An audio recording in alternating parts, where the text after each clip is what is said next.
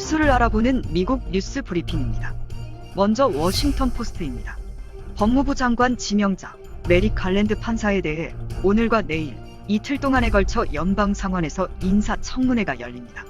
이번 메릭 갈랜드 법무부 장관 지명자에 대해서는 민주당만이 아니라 공화당에서도 매우 긍정적이어서 연방상원 인준청문회에서 무난하게 통과될 것으로 보입니다. 메릭 갈랜드 지명자는 연방 법무부 장관의 소임에 대해서는 공정한 법 집행을 통한 법치주의를 확립하는 것이라는 소신을 밝혔습니다.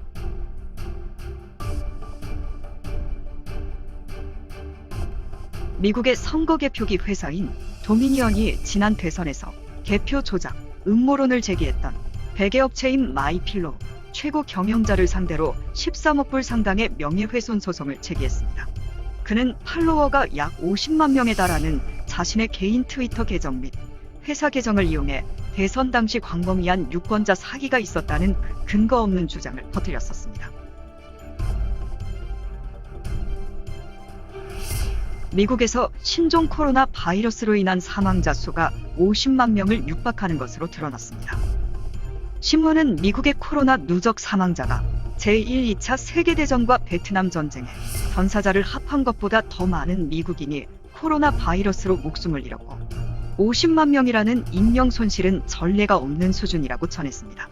한편 앤서니 파우치 미국 국립알레르기 전염병 연구소 소장은 미국의 코로나 상황이 연말까지 상당히 개선될 것으로 전망하면서도 미국민이 내년까지 마스크를 계속 써야 할 가능성이 있다고 말했습니다.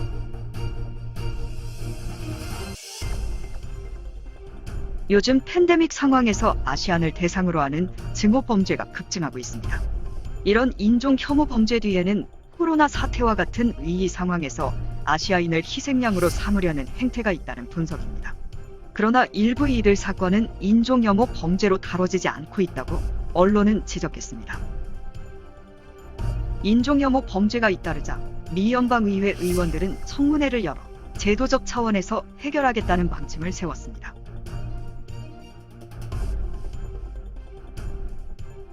콩고 민주공화국 주재 이탈리아 대사와 그의 경호원, 운전기사가 22일 유엔 호송 차량에 대한 괴한들의 공격을 받고 숨졌다고 이탈리아 외교부와 현지 당국을 인용해 보도했습니다. 루카 아타나시오 주 콩고 민주공화국 이탈리아 대사가 타고 있었던 유엔 평화 유지군 호송 차량은 이날 오전 10시 15분쯤 콩고 동북부 고마시 인근에서 매복 중이던 무장 세력의 총격을 받았고 피습 당시 5명이 차에 탑승하고 있었으며 신원이 확인되지 않은 무장 세력이 이들을 납치하려 한 것으로 전해졌습니다.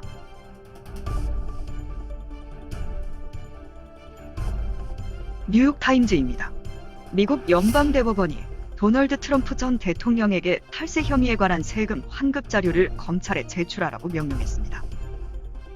앞서 검찰은 트럼프 측에 8년 친합세 자료를 제출하라고 요구했으나 법원은 1심과 2심 모두 검찰 손을 들어줬습니다. 트럼프 측은 이에 불복해 소송을 제기했었습니다. 이로 인해 트럼프 전 대통령 일가의 비리를 수사 중인 뉴욕 검찰의 수사에 속도가 붙을 것이라는 관측이 나오고 있다고 전했습니다. 자넷 앨런 재무부 장관은 바이든 대통령의 구제 지원안에 대해서는 지지를 밝혔으며 최근 논란이 되고 있는 가상화폐와 기타 투기 현상에는 주의를 기울이겠다고 말했습니다. 그녀는 또한 비트코인 채택이 증가함에 따라 비트코인을 취급하는 기관을 규제하고 책임의 준수 여부를 검토하는 것도 중요하다고 덧붙였습니다. 이에 가상화폐 시장에 대해서는 즉각적인 조치가 취해질 것인지는 불분명하지만 투자자들의 주의가 요구되고 있습니다.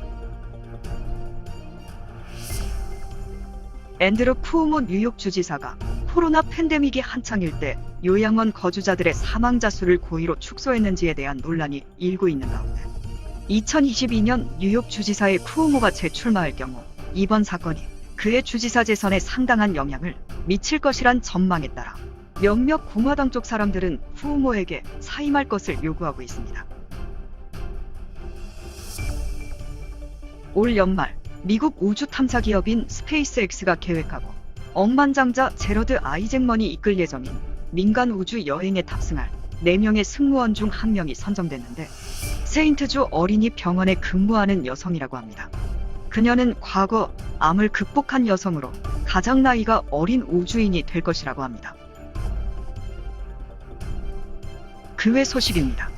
뉴욕시는 1년 동안 닫았던 극장을 25%의 관객 수용 한도 내에서 3월 5일부터 재개장할 것이라고 합니다. 미국 항공기 제작업체 보잉이 미국에서 비행 중 기체 파편이 떨어지는 사고를 일으킨 보잉 777 기종의 운항을 중지했습니다. 미국 연방항공청 FAA는 보잉 777과 같은 계열의 여객기에 대해 즉각적이고 강화된 검사를 하겠다고 발표했습니다. 미국 내에서는 유일하게 문제의 엔진을 장착한 항공기를 보유한 항공사는 유나이티드 항공으로 알려졌습니다. 이상 오늘 미국 뉴스 브리핑이었습니다.